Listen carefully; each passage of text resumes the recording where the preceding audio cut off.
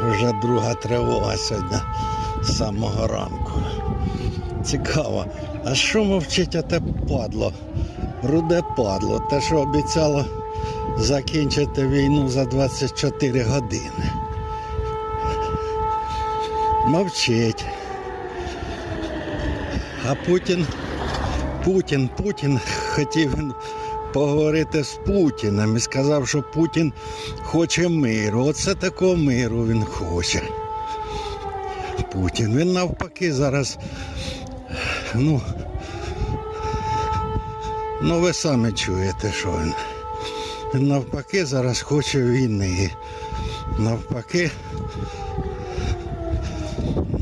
скориставшись тим, що Трамп мовчить, так він ще проводить таку ескалацію. Ракети, шахеди кожен день. Отже, суки.